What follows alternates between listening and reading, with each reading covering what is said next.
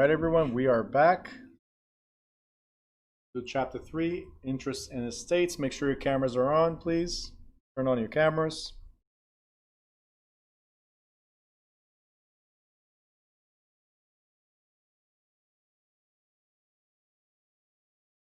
Okay, almost everybody's back. Cool. Mr. Solano, camera on. Tina, where are you? Kennedy, where are you?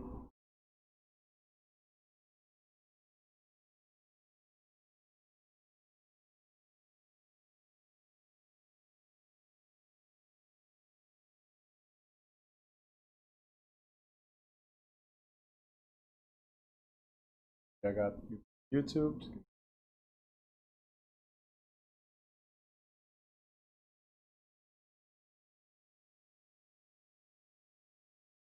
All right, whoever's watching YouTube, you can always participate as well. And any questions you might have, drop them in the YouTube chat. All right, I think almost everybody's here. Tina, Alexis, where are you? All right, so this is a short chapter, Interest in Estates. Should be easy to go through. There's just one or two things here that might get you a little confused. All right, so that's why I'll be very slow in certain sections here. So we already know what this word means, estates, right? Can you remind me what it means, please? In the chat, remind me what estate means. Drop it in the chat. I'm going to do this several times, so get used to it, okay? Asset. Correct. Asset, right there.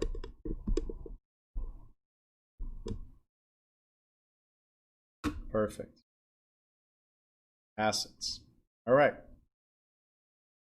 This chapter is named Interests and Estates. So what is the difference between interests and estates? Does anybody know what this means? Interests. And before you write, hold on, before you write, we're not talking about mortgage interest. We're not talking about financing interest. We're talking about interest in something. Okay? Go. What does interest mean for you guys? Interest. What do you think? You have an interest in something.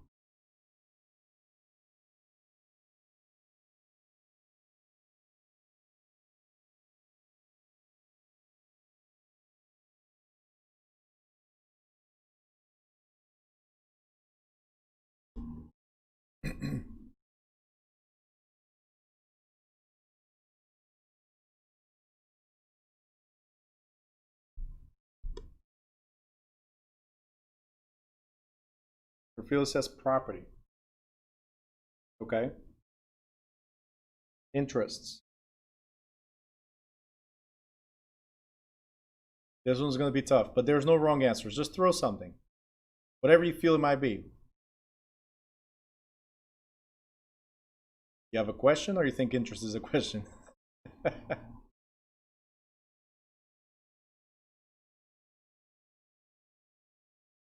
As over the next 2-3 weeks, there's no wrong answers.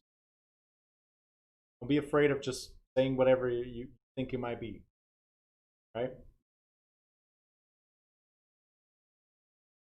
The word interest. We have interest and estates. Estate is something you own. So interest, you don't own, but you can. Idea.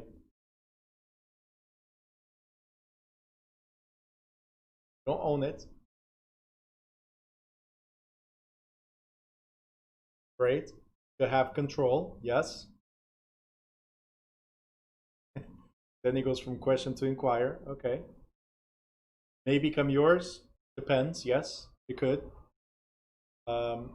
Acquire property. You have an interest, so you can potentially acquire property. Okay, so it could become yours. Keep on going.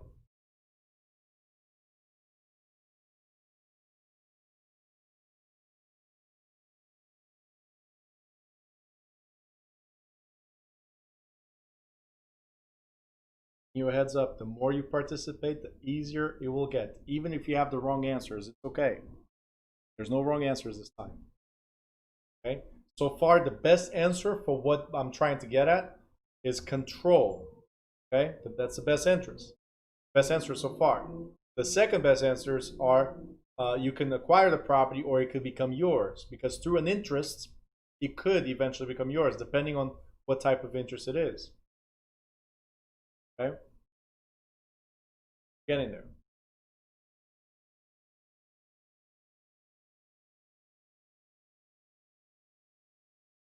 Right? Not ownership, that's estate. Estate is ownership. Interest is not ownership. Okay? All right, I'm going to help you. Interests are rights, claims, or benefits. Okay? Rights, claims, or benefits in, hold on.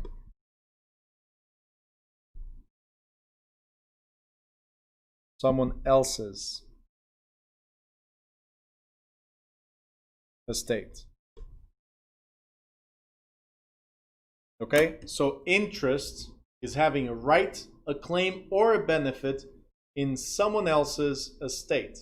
So it's owned, right? Juan, it's owned by you. But I have an interest in your property. I have a claim to your property. I have a right to your property.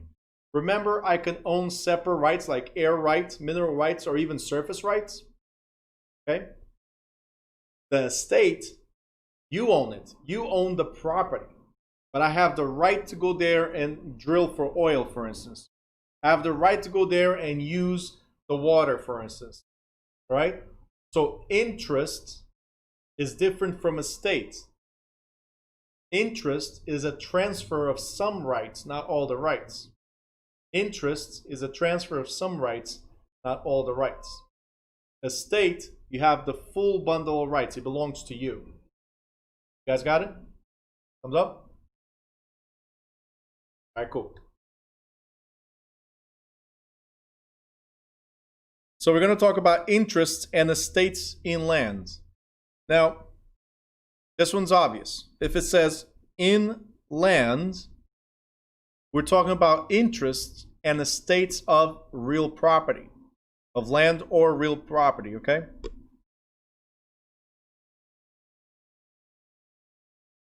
So, interests.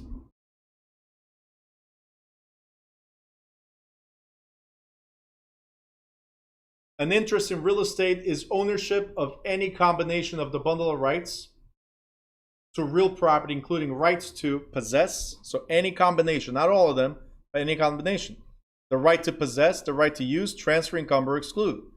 So these are the rights that we have in our property. That's the bundle of rights. But when I transfer some rights, it could be any combination, but some rights to you, then you have an interest, claim, or benefit in my property. Like a mortgage company. A mortgage company lend money to you and they have the rights to recover the property if you don't pay them. So they have an interest in your property, but do they own the property? No. Right? So very important. Interest is a right, claim, or benefit in somebody else's property.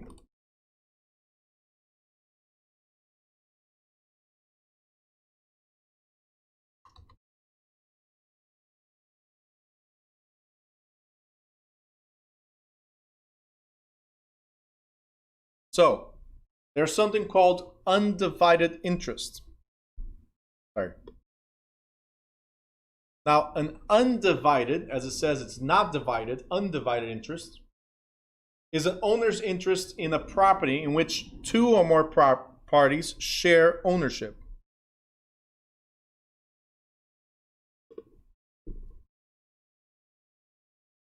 What is undivided? Undivided means, for instance, we have a two-family.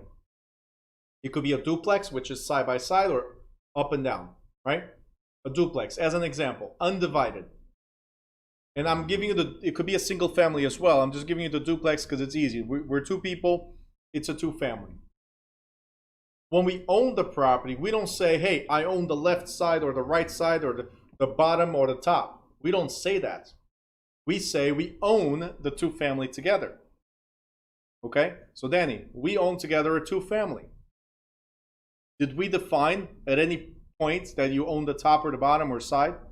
No, we own it together. It's undivided interest. We share ownership, undivided. Okay?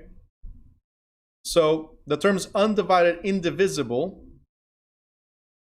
signify the owner's interest in a fractional part of the entire estate, not in the physical portion of the real property itself. So if the co-owners have an undivided equal interest, one owner may not lay claim to the northern half of the property for his or her exclusive use. So I cannot say, hey, this side is only mine, or that side is only yours. No, we own it, okay, together. Examples of interests include an owner who enjoys a complete bundle of rights, a tenant who temporarily enjoys the right to use and exclude, right? A lender who enjoys the right to encumber the property over the life of the mortgage loan, a repairman who encumbers the property when the owner fails to pay for services, a buyer who prevents an owner from selling property to another party under the terms of the sales contract, a mining company which temporarily owns the right to extract minerals from the property subsurface, and so on. As you guys can tell, other people can have interest in our property but not own the property.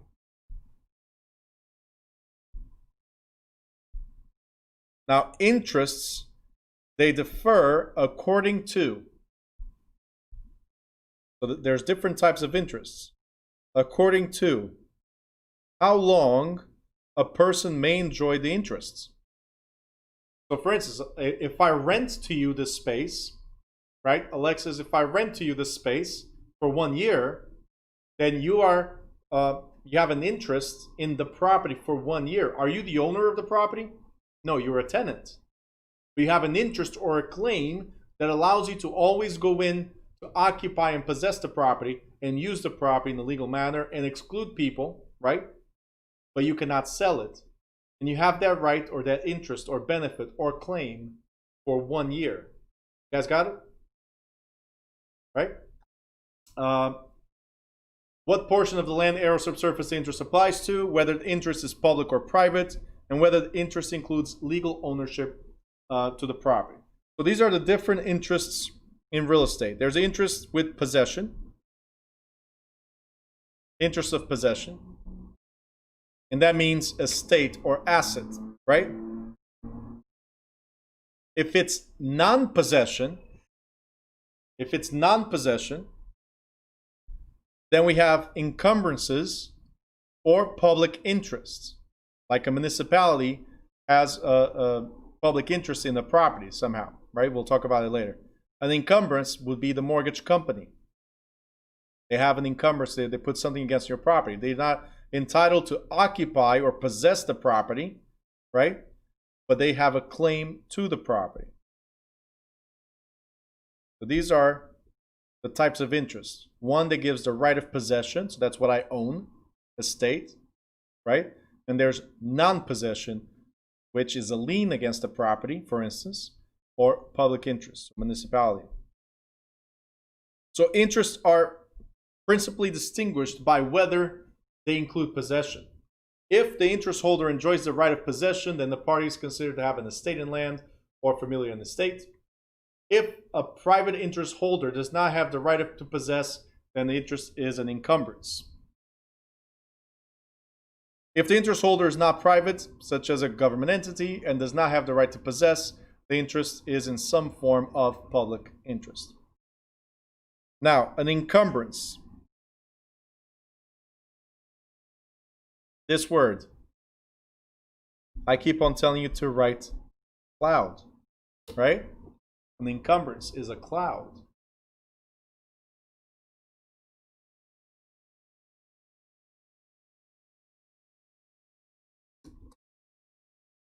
And I want you to think about this. Look at where we are now in terms of weather, right? To where we were during summertime. In fact, let's forget 2020 because it's totally different. Let's go to 2019. Summer compared to winter, because the whole 2020 has been an encumbrance. And you'll understand once we define these two. So, if you're in the middle of winter, can we do the same activities that we can do during summer? Or are we limited to some activities? Right? We're limited, correct?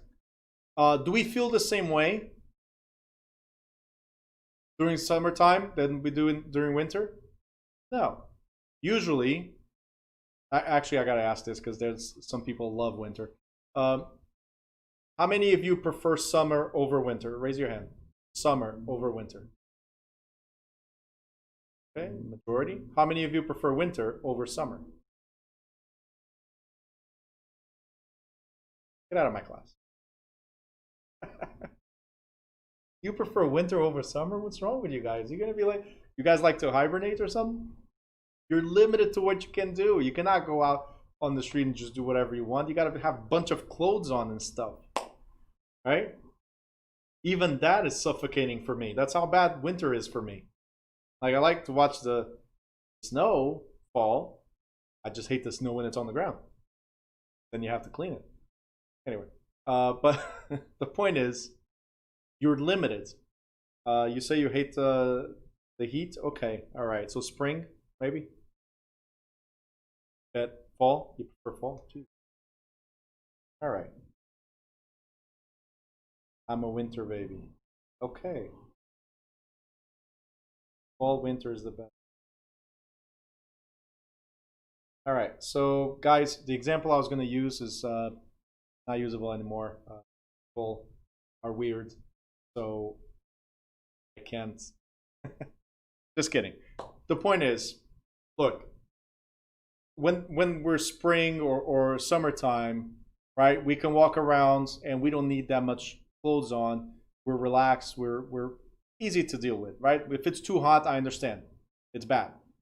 But wintertime, fall, winter, now we have to have coats. Now you have to have scarves. Now you have to look like an Eskimo. No offense to Eskimos, but you start being limited to what you can do. It's suffocating, right? There's things you can and cannot do. You're limited, right? And the cloud is exactly that. When you have a cloud over you, right?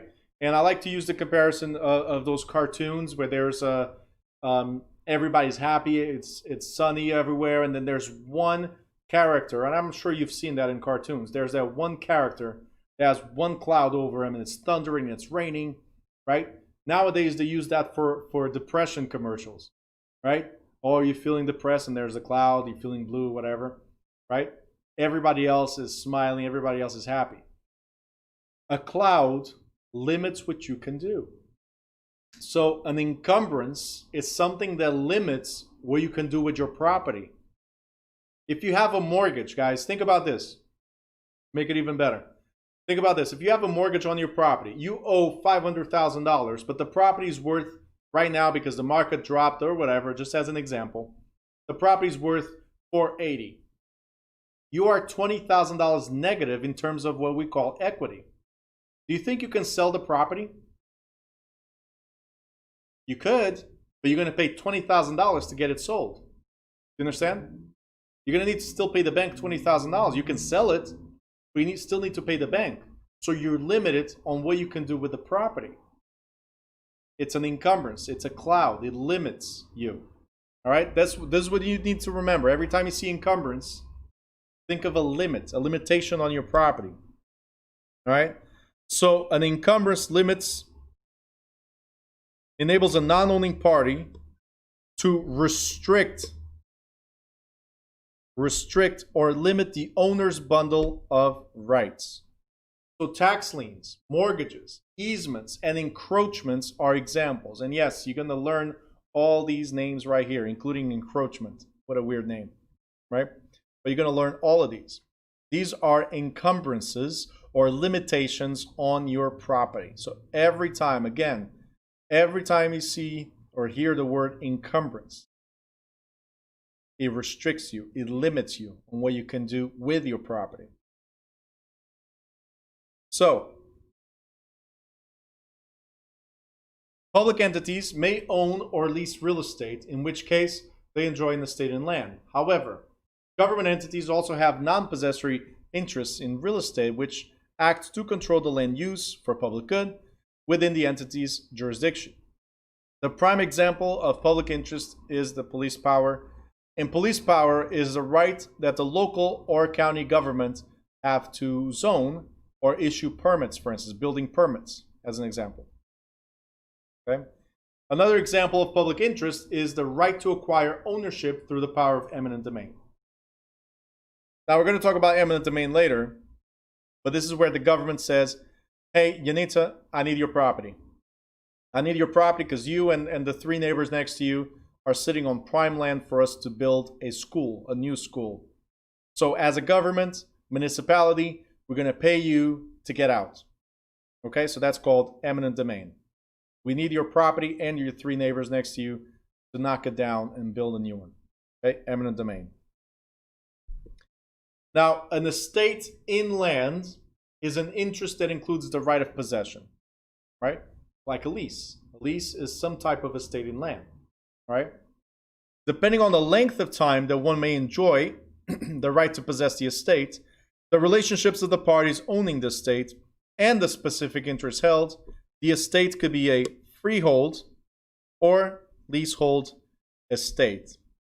So depending on how long you're going to be there, right, and what restrictions you have, it could be a freehold or a leasehold. Freehold, obviously, free of restrictions. Leasehold, restrictions.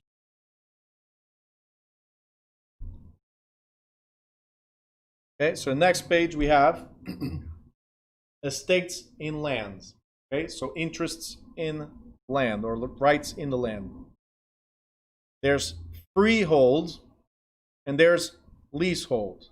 Again, freehold. So you're free from any holds. That means you are the owner. There's ownership. Okay? Leasehold, as the name indicates, there's a lease. So tenant. Hold means possession, right? Because we said estates in land could be the freehold or leasehold.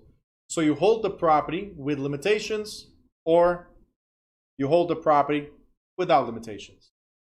Freehold, owner. Leasehold, tenant. Oh, come back. Right there. Tenant.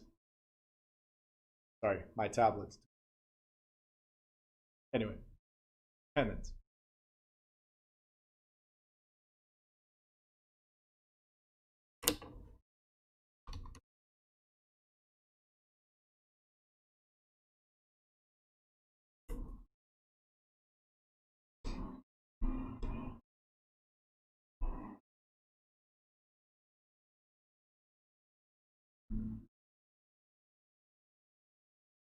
Now, in a freehold estate, the duration of the owner's rights cannot be determined.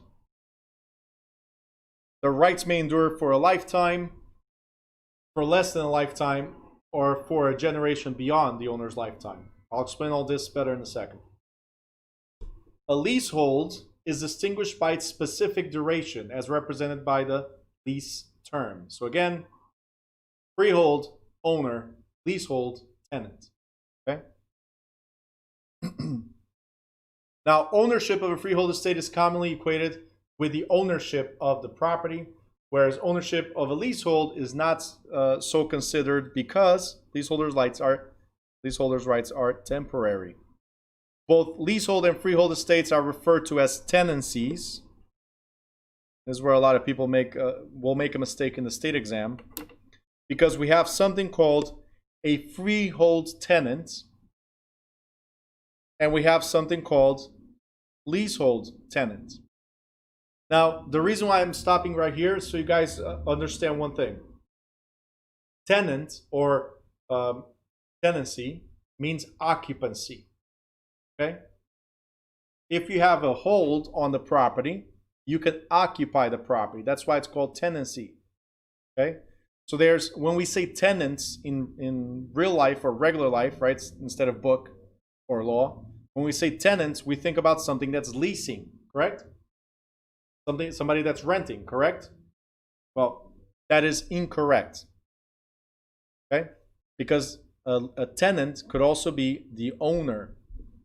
The word tenant has to do with occupancy.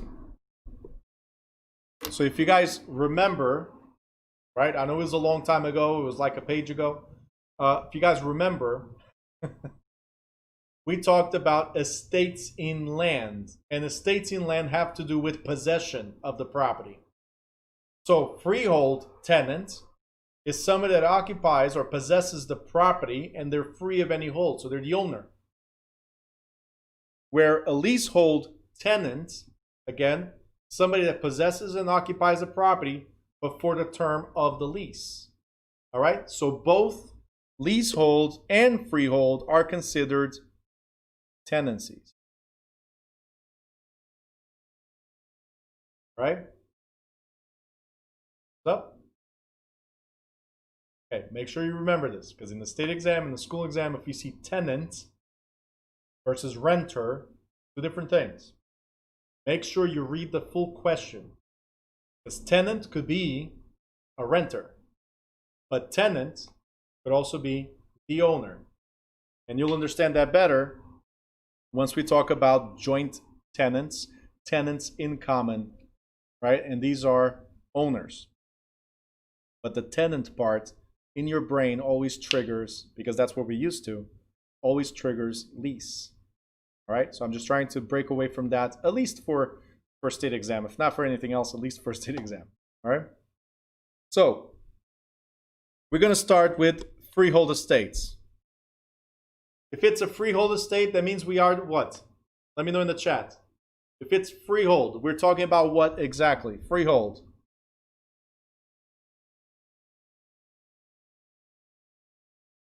We're talking about freehold estate. We're talking about what exactly? Let me know. Ownership. Yes. Owner. Perfect. Great. Exactly. So we're going to talk about different types of ownerships right now. Okay? There's fee simple estate. There's fee simple ownership, and that's simple. You own it, period. Right? It's yours. And there's life estate. There's also conventional life estate and legal life estate. Okay? So freehold estates differ primarily according to the duration of the estate and what happens to the estate when the owner dies. A freehold estate of potentially unlimited duration is a fee simple estate. Okay? If it's unlimited duration, it's a fee simple estate. Okay?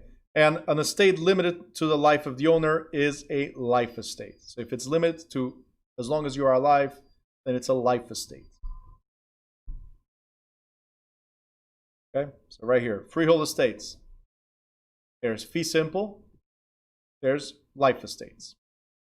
Freehold means you are the owner. You guys already know this. Owner.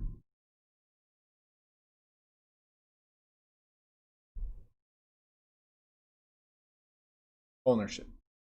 So simple, it's yours for as long as you want. Life estate is as long as you're alive. So let's go over this real quick. So fee simple is the highest form of ownership interest that one can acquire in real estate. Okay? It includes a complete bundle of rights, and the tenancy is unlimited, with certain exceptions, which will be indicated below. The fee simple interest is also called fee interest, or simply fee, right? And the owner of the fee simple interest is a fee tenant. Now, fee simple estates, like all estates, remain subject to government restrictions and private interests. There's two forms of fee simple, which is absolute and defeasible. So, under fee simple absolute, as you can see, there's nothing else here. So you have absolute powers over the property or absolute ownership over the property. The feasible means you can lose the ownership. The feasible means you can lose the ownership. Somebody can defeat you and you lose the ownership. It could be determinable or condition subsequent. So we're going to go over that right now. Like I said, fee simple absolute, it's yours, no restrictions. But fee simple defeasible is perpetual, provided, so you own it forever, as long as. So every time you see defeasible, fee simple defeasible or determinable, okay, that means there are conditions or contingencies. The property is yours as long as the property must be used for a certain purpose or under certain conditions. If the use changes or if prohibited conditions are present, then the estate reverts to the previous grantor of the estate. So, the two fee simple defeasible are determinable or condition subsequent. Determinable, the deed to the determinable estate states the usage limitations. If the restrictions are violated, the estate automatically reverts to the grantor or the heirs. So, as an example,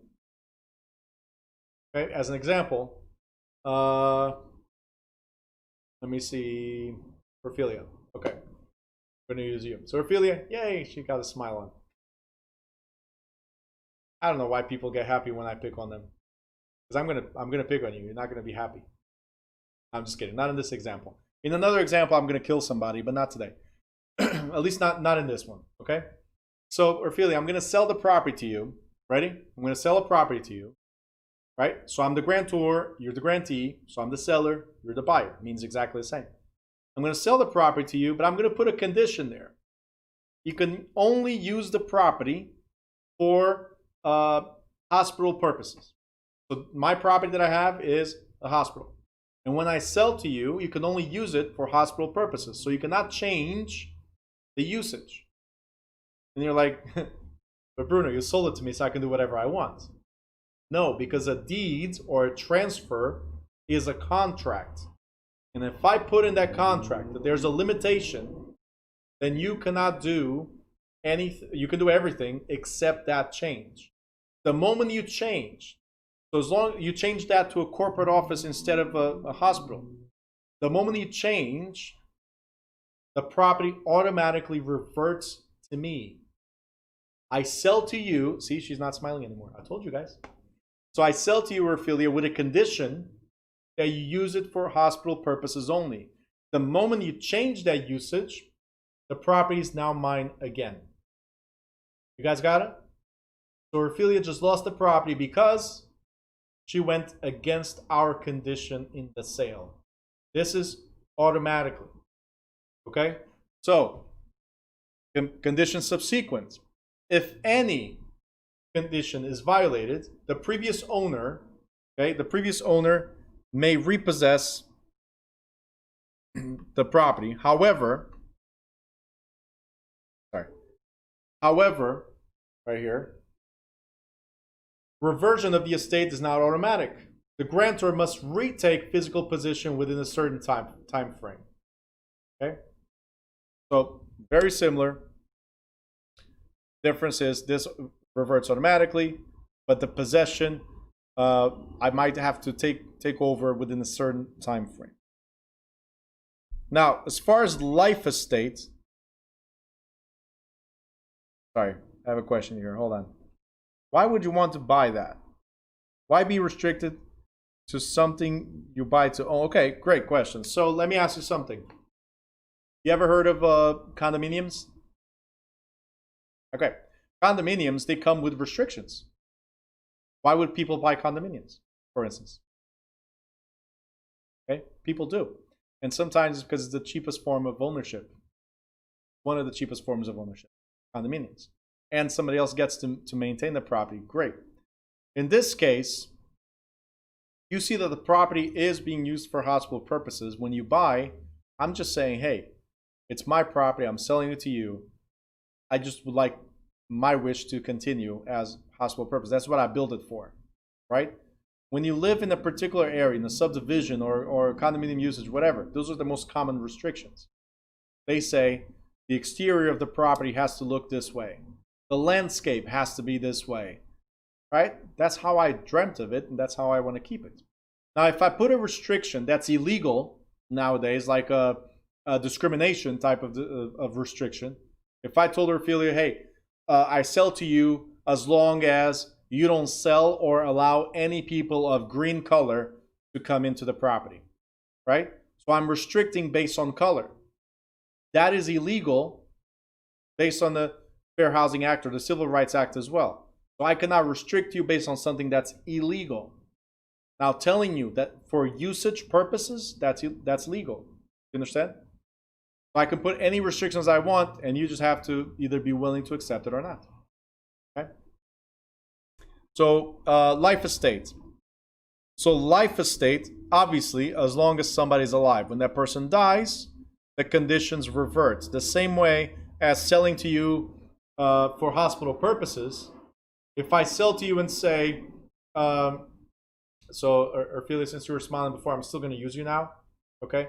If I say to you, the property is yours for as long as you're alive, when you die, what happens to the property? It comes back to me.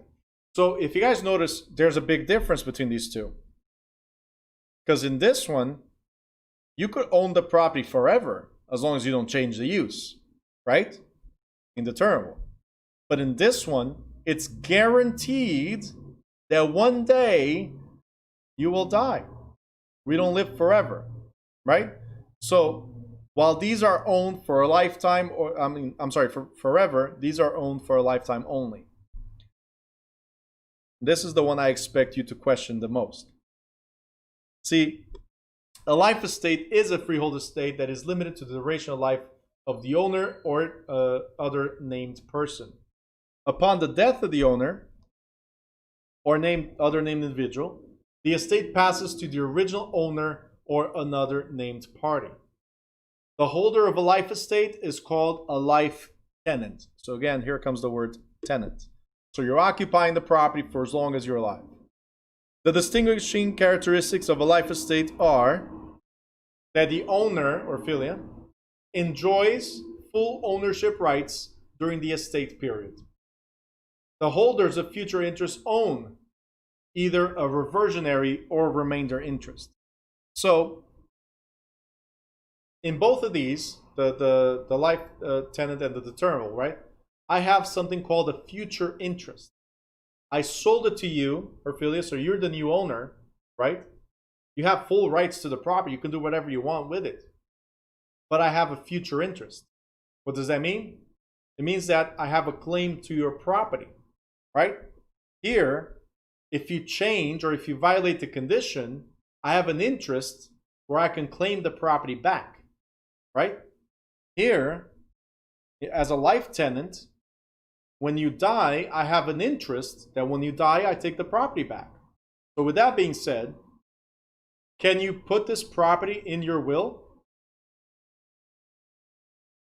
If you are, Ophelia, if you are a life tenant for as long as you're alive, can you put this in the will? You cannot. But if you do put it in the will, it means absolutely nothing because I'm the one that has that future interest, not your heirs. So I guess I just answered. Yep. Okay. Good. Again, it's as long as you're alive. When you die, it comes back to me. And here comes the question. Why would somebody do something like this? Right? So, for the seller, this is a type of what we call estate preservation. Okay? For the seller is getting rid of the property temporarily, and eventually when you die, it reverts either back to me as a seller Or if I'm dead, it goes to my heirs. So during this period of time, Ophelia has been taking care of the property, paying taxes, right? Improving the property. Value keeps on going up. Because over time, value goes up.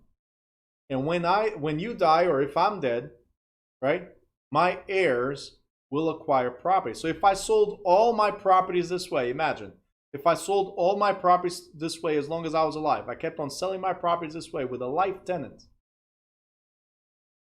At the end, my kids would have an abundant property, right? Because they would have a bunch of properties going back to them at that point, right? Because it's guaranteed that somebody will die. In this one right here, right? Fee determinable. If you never change the usage, my kids will never get it. If you never change the usage. In a life estate, it's guaranteed that you will die. So my kids, if I'm not alive, my kids will get the property eventually. Now you understand how the wealthy get wealthier? They sell, you maintain, so they have no expenses whatsoever. Different than having tenants. Because if I have tenants, I'm responsible for taxes, insurance, and maintenance.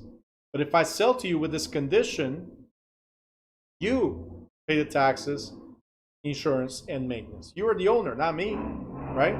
You're the owner, not me.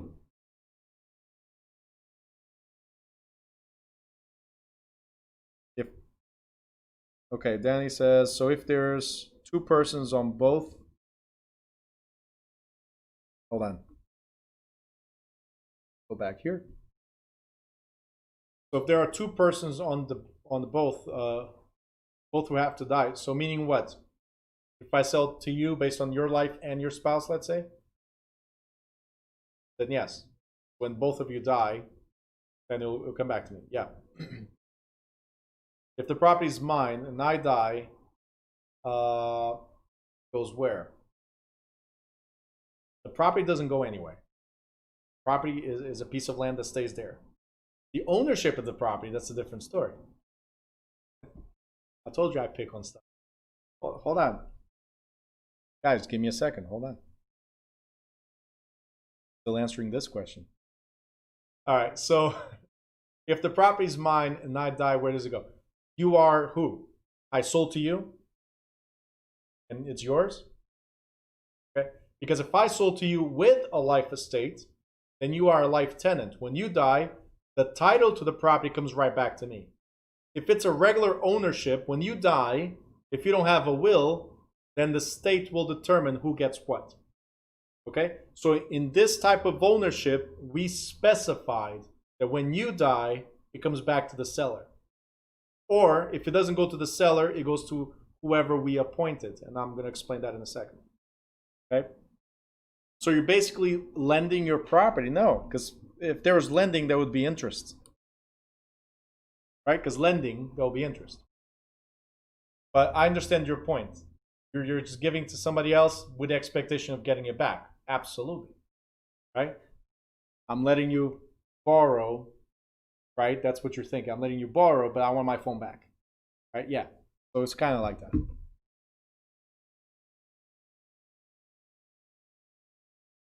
How often does a sale like this happen?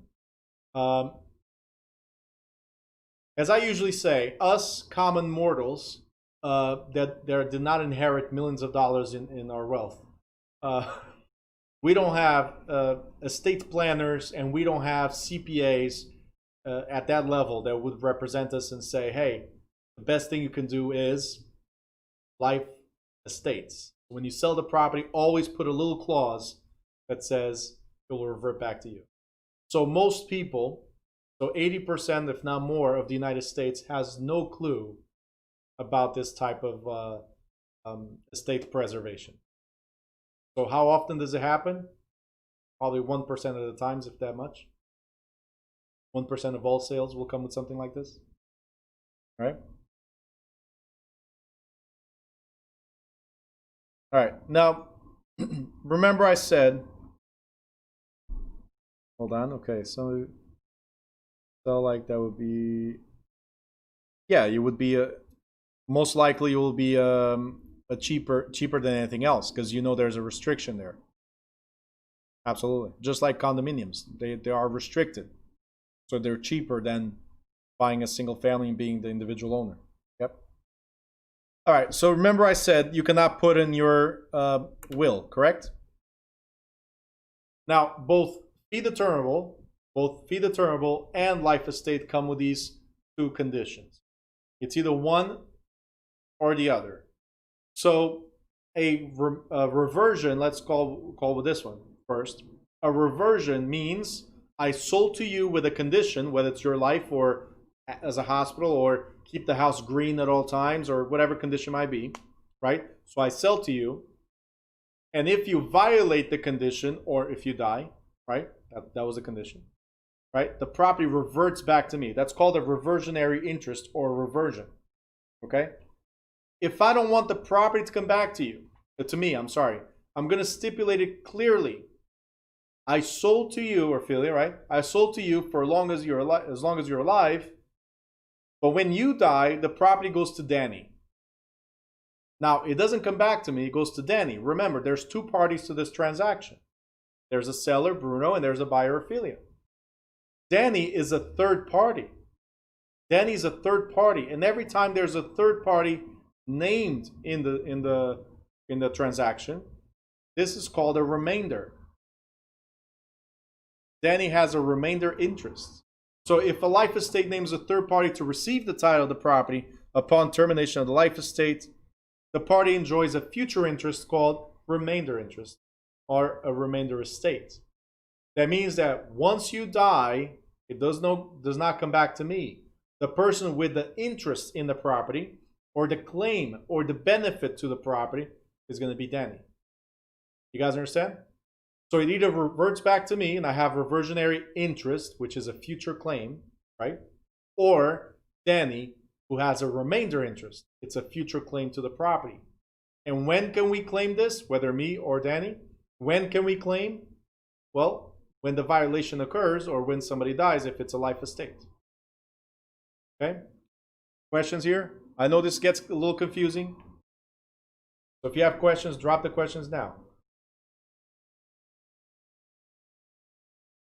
Questions?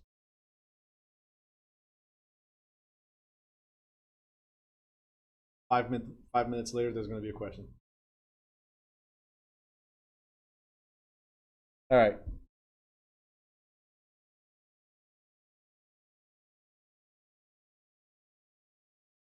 There's two types of life estates. There's conventional and there's legal life estates. Conventional life estates is the ones where I put the condition. Conventional is the one where I put the condition. The seller puts the condition. It could be ordinary, where I said it's based on your life, or it could be pour autre vie, which means for someone else's life. So I can even say, Ophelia, I sell to you for as long as you're alive, or I can say, Ophelia, I sell to you as long as Tina is alive. So when Tina dies, you lose the property. Okay? Or if you, Ophelia, if you sell the property, if you sell the property to Tiana, right? If you sell the property to Tiana, what happens?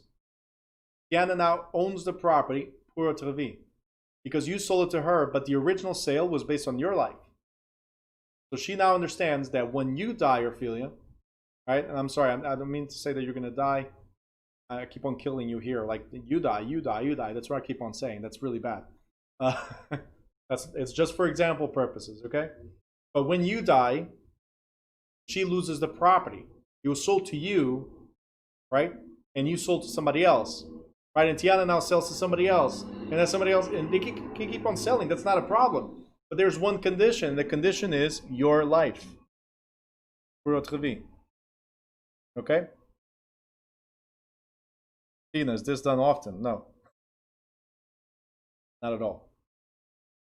You want to know what's the most common life estate that happens all the time? It's the legal life estate. And that's between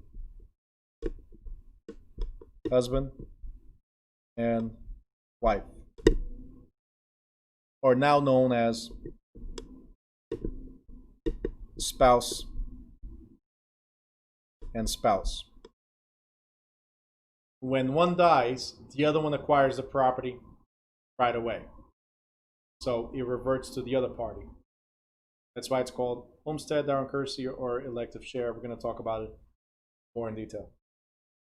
But there's conventional, where I sell to you, you're an unrelated person to me, I sell to you, and I get the property when you die. And there's between husband and wife. When I kill my wife, I get it automatically. Simple. Okay?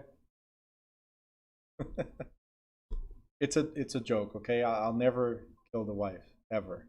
Have somebody else do it. All right, next. Knock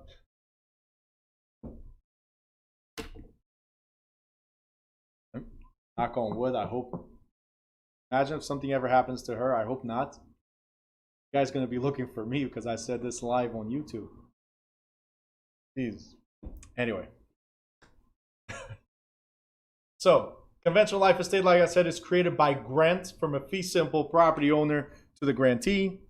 The life tenant, following the termination of the estates, the right passes to the remainderment or revert to the previous owner. During the life estate period, the owner enjoys all the ownership rights. You can do whatever you want with the property, provided that he or she does not infringe the rights of the remainder or reversion interest holders, such as damaging the property or jeopardizing its value. So you cannot set the house on fire, okay?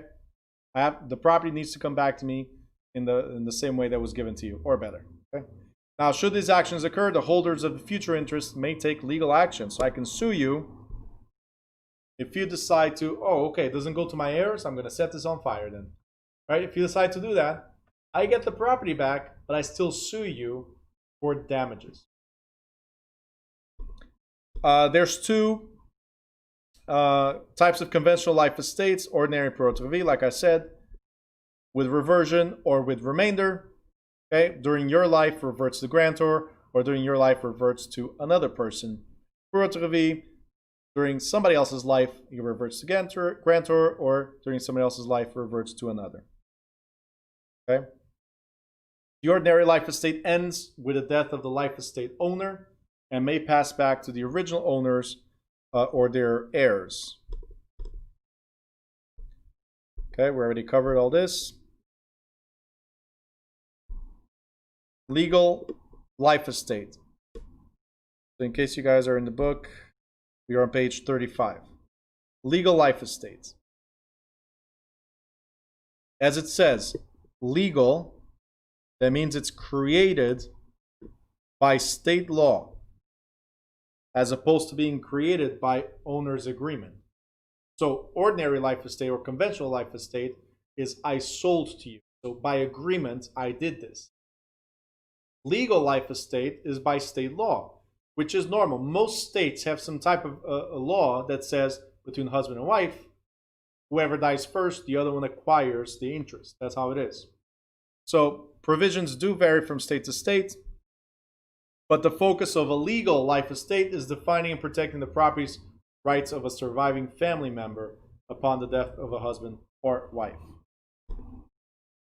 The major form of legal life estate are homestead, dower and courtesy, and elective share. It's not electric share, okay? It's elective. So we elect to do something, okay? Now, hey, it's a marriage. You never know.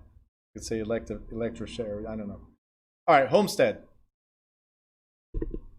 A homestead is one's principal residence. So every time you see homestead, think about marital residence. Okay? Most states honor homestead. Some states do not have dower and courtesy anymore, so I'm going to go over that. The homestead, most states have honor the homestead. So homestead laws protect family members against losing their homes to general creditors attempting to collecting debts. So homestead laws generally provide that all or portions of one's homestead are exempt from a forced sale executed for collection of general debts, judgment liens, and various state laws place different limits on this exemption. Tax debts, trailer financing, debts from home improvement and mortgage are not exempt. The family must occupy, so that must be your main marital residence. It's where you live. You must occupy the homestead. And the homestead interest cannot be conveyed by one spouse. What does this word mean? Let me know in the chat. What does this word mean, convey?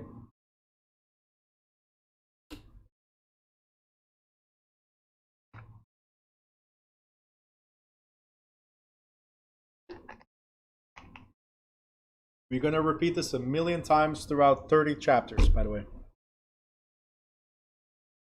Transfer. Very good. So what they're saying here is, move along. All right. Move along is a good one. All right. But what we're saying here is the homestead interest, look right here, cannot be transferred by one spouse only. Okay? Both spouses must sign the deed conveying homestead property. All right? So, if it's our main marital residence where we live, all right, can I sell it by myself? No. Both spouses must sign the deed conveying the homestead property. This is our main marital residence. And this means even if I'm the only one that owns it, if the property is only under my name, if it's homestead, it belongs to both. If it's our main marital residence, it belongs to both. So both of us must sign. Look how Ophelia got so serious right now. Yep, you might own it, but your husband still needs to sign, okay?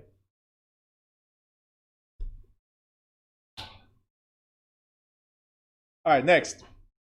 The homestead exemption and restrictions endure over the life of the head of the household and pass to the children under legal age. State laws define specifically how the interest transfers upon the death of the household head, right? Homestead interests in the property are extinguished if the property is sold or abandoned. If you sell the property, you no longer have homestead rights. In some states, the exemption is automatic. In others, homeowners must file for such exemption.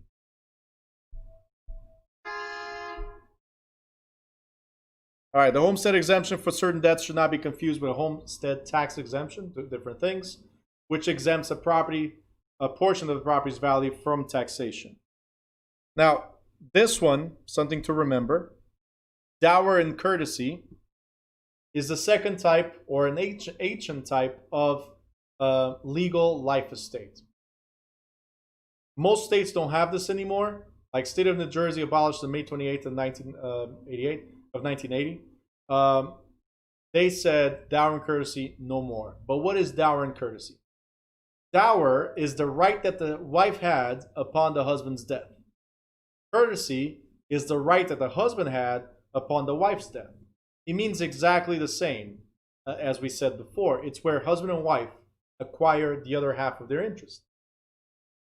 Under dower and courtesy, the difference from homestead and dower and courtesy is that under dower and courtesy, husband and wife owned everything together. Homestead, we own the marital residence together. Dower and courtesy, we owned everything together. So if I had 10 properties and they're all under my name, she would own 10 properties as well. You guys understand? So dower and courtesy, what was mine was yours, what was yours was mine. And what was ours, ours, obviously. New Jersey says no more. What is yours, what is mine, unless it's the main marital residence. Right? So some states have different laws regarding this, but most of them have also abolished this in those states. So dower is a wife's life estate interest in the husband's property. When the husband dies, the wife can make a claim to portions of the decedent's property. Courtesy is the identical right enjoyed by the husband in the deceased wife's property. Property acquired under dower laws is owned by the surviving spouse for the duration of his or her lifetime. To transfer the property within the dower and courtesy states, the husband or wife must obtain a release of the dower interest from the other spouse in order to convey clear title to another party. So if we are in a state where dower and courtesy still exists, or if we purchase property while married in a time that dower and courtesy still existed. So for instance, in New Jersey, before May 28, 1980, right, dower and courtesy existed. So if I purchased a property with my wife back in 1979 as an example, right, then that particular property belonged to both under dower and courtesy, right? So we were married. I put it under my name only. We were married, but it was before 1980, right? It belongs to both, okay? After May 28, 1980, then it just belongs to whoever purchased. And we're talking about title. We're not talking about interest. We're talking about title. We're talking about who actually owns the property. Interest, it's a little different, right? So in case some of you are wondering, if the spouse contributed something to the property, they can claim monetary value of the property. Okay? They cannot claim title to the property or the rights to sell or not the property, but they can claim money because they contributed to the property, right? So if both parties sign the conveyance, the dower right is automatically extinguished. Right here, dower and courtesy laws have been largely supplanted by the community property laws and elective share laws. All right, next we have elective share, right? This one is when, well, I really like my wife, but in the will, I put $0 for my wife. I said she gets nothing. The kids might get something. I'm not sure. I'll figure it out later. For the wife, nothing. Okay? The elective share or portion, says that every state has something called a minimum share that's owed to the spouse. And I'm telling you this because state of New Jersey, for instance, you can say 0 to the children.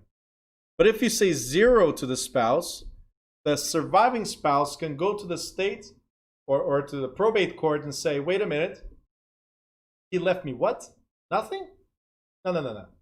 State law says I'm entitled to a minimum claim to what his assets were. So in the state of New Jersey, for instance, is 1/3 of the estate. So even if I put 0 to my wife, she can go there and claim 1/3 of the estate. It supersedes anything else that I have in my will. You guys understand? So the elective share or portion of my estate of when I die, the elective share, that's why she has to die first, not me. But the elective share means she's entitled to claim a minimum that's stated by law. Okay? So right here, elective share laws. I know, that's why I keep on saying electric chair. Yeah, fine. So, so the surviving spouse is entitled, listen, this is tricky because we're going to talk about franchise later, right? Franchises, like for Keller Williams, Remaxes, and so on, they're franchises, right? But about a month and a half ago, I did a presentation for somebody from Keller Williams to talk about New Direction Realty. And we were showing our plan versus theirs. One of the things we don't have at the Realty is franchise fees because we're not a franchise, right? But as a joke in the presentation, I put French fry fees, right? Just like the electric chair. Like we're here joking, but you'll never read this the same way again. And since I put French fries fees in that PowerPoint presentation, since then I've been battling to say franchise, right? Even during the classes, I say French fries. I make that mistake. It's one of those things that once you trigger, it's hard to revert. Very hard to revert. All right, so careful. Don't play with electric chairs. So the elective share says that the surviving spouse is entitled to a percent of a deceased spouse property, right? Excepting homestead property and property the descendant own exclusively. Now, the surviving spouse must file for the elective share. Notice how I say slowly and pausely, within the limited time period. So you cannot come after like 3 years later and say, hey, where's my third, right? No. There's a limited time period, and it's defined by state law. So every state is different. If a spouse fails to file, the estate passes according to the will or the state laws of descent. So if my will says everything goes to a non-profit association, like everything I have goes to a non-profit. If my spouse does not claim within a certain period of time, then she can no longer claim. There's a limitation, statute of limitation. Okay? Or if I don't put anything in the will, if I don't have a will, then the state determines who gets what. Now, the elective share right, okay, pertains only to a surviving spouse, and it's not transferable. So can the kids claim it? If I put 0, the answer is no. It's only to the surviving spouse. The elective share is only to the surviving spouse. Remember that. Okay?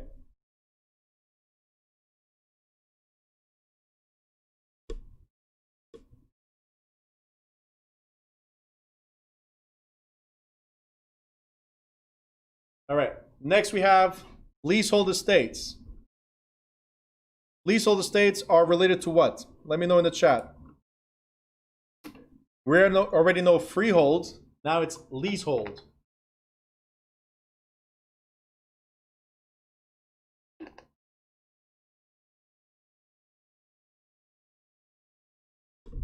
Anybody? Leasehold.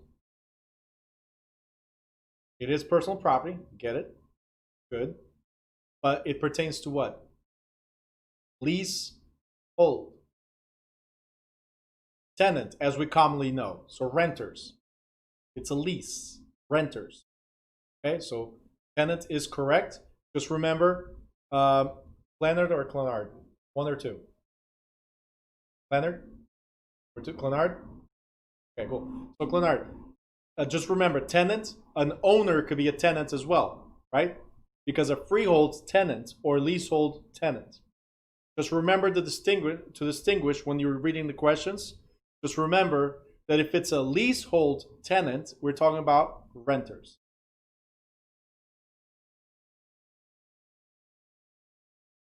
All right. So with that being said, yep, temporary, perfect. With that being said, these are still called estates because you have the right of possession as a tenant, right? Right? So there's estate for years, there's estate from period to period, there's estate at will and estate at sufferance. I'm going to focus a lot on this one. Estate for years. This is the most difficult one to understand. The other ones are easy. Okay? So estate for years. What is the first thing that comes to mind, guys, when you see estate for years? What type of lease? What type of lease is this one? Estate for years. What type of lease is it? Is it short term, long term? Do you think it's for a lot of years? Do you think it's like for a week? Is it definite? It renews? What do you guys think? Leonard says long term. Sandy says long term. Porphyria says commercial. Okay. Anybody else?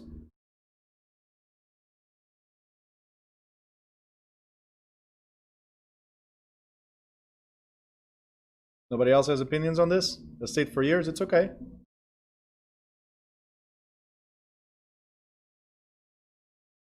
Let me know.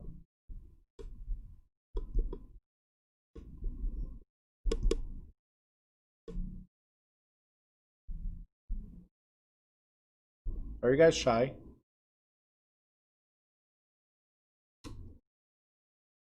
You need a keyboard so you can type? Go ahead, estate for years. Let me know.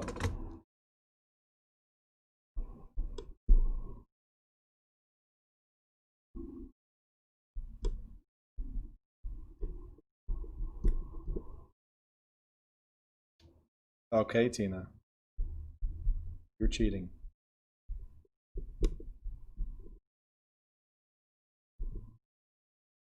For the time of the lease. Okay.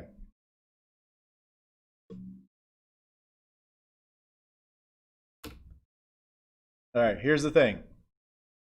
Estate for years is the most complicated one because that's for years. So you assume it's for a lot of years. Most of the time, that's what people think. It's a long term for a lot of years. But no, estate for years is for a definite period. It's a definite period. The next one is from period to period. That means it renews. But this one is a definite period. What does that mean? It means there's a check-in and a check-out. We're defining clearly when you come in and when you leave. There's a beginning, there's an end. All right? So the best example I can give you guys of a estate for years, best example I can give you, so it makes sense to you.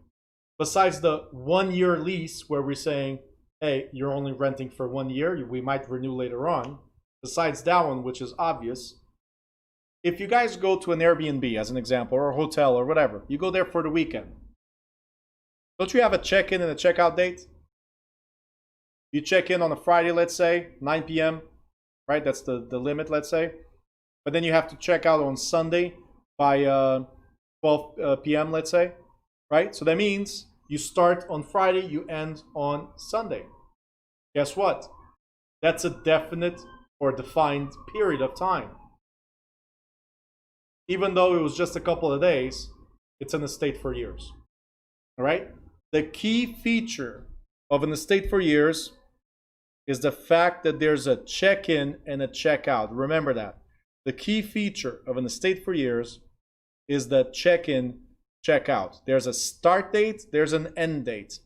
And we define that in the lease already. So we're going to say it's a 1 year lease. So you start today, today is the 16th, right? November 16th, and it ends on the 15th of November of 2021. So we're saying up front when this is going to end. So it starts today, check in, ends 1 year from now, check out. Okay? Or 6 months. We're going to define the exact period of time. That's a check in, check out. Tina's like, aren't most leases like that? No. No. And in fact, Danny, it's not the time of the lease because we also have this one, most commonly known as the month-to-month. So both of these define a time period. It's just that this one, it has a set end date. This one, it renews every month or renews every week if it's a week to week. Okay? Or if it's a daily rate, it renews every day for as long as you pay. All right? So these are the two basic estates when it comes to leasing. It's either we define as a 6-month lease or a 1 year lease or whatever, or it self-renews based on the period of time we give. All right? And then there's these two. Estate at will or estate at sufferance. Now, very easy. Okay, I'm covering already what we're going to cover next, so we can end this. But at will is, I'm the landlord. It is my will that you continue staying here. At sufferance, I'm the landlord, and I'm suffering because you're still here. So let's give an example. If you went to an Airbnb and you were there for 3 days, don't you think I already rented to somebody else at the end of that term? So when you leave, when you're supposed to leave, you're supposed to leave, period. Right? But if you stay a little bit longer, I have two options, or you have two options as well, which is I can either allow you to stay, or I need you out and you're still here. Why? Please go. You understand? So at sufferance. If I'm suffering, if I'm the landlord, I'm suffering, I can evict you at any time. Right? I just have to have a reason to consider sufferance, but I can evict you at any time. Either my jokes are really good or Tiana's having a blast. I don't know. One of those. Keeps on laughing. All right, so again, everything we're already covered, guys. So very quickly, a leasehold estate or leasehold by itself is a lease, involves a tenant or a lessee. You guys got it already, right? Next page. The estate for years is a leasehold. You guys notice that I forgot to mention this before. There's green and there's yellow, right? Green is something that you really, really, really must remember. Yellow is, hey, just pay attention. You still have to read the rest, but this is by level of attention, okay? So the estate for years is a leasehold estate for a definite period of time with a beginning date and an end date. The estate for years may endure for any length of term. At the end of the term, the estate automatically terminates. Very important. Automatically terminates, and I don't have to give you any notice. Right? You said you were going to leave, so that's it. It's over. Okay? Unless we put a requirement there for, or something there for renewal. Sure, Danny. There's probably another 2 or 3, like from the previous chapter, but it's okay. You have the highlights with you. Now, a landlord grants a tenant a 3-year lease, and after the 3 years, the leasehold terminates, and the landlord may repossess the premises, renew the lease, or lease it to someone else. In an estate from period to period, also called periodic tenancy, the tenancy period automatically renews. That's the key feature. Automatically renews for an indefinite period. So as long as you pay, I don't mind. Until you give me notice or I give you notice, you're still the tenant. I'm still your landlord, right? So until one of us gives notice to the other. An estate at will or tenancy at will has no definite expiration and therefore no renewal cycle. We just agree that you stay. That's what it is. As long as you pay on time, we're good. And at sufferance, this is the key. You're there without my consent. I'm suffering. So if you said you're going to leave, but you're still here, I'm suffering. I need you out. I can evict you at any time. Okay?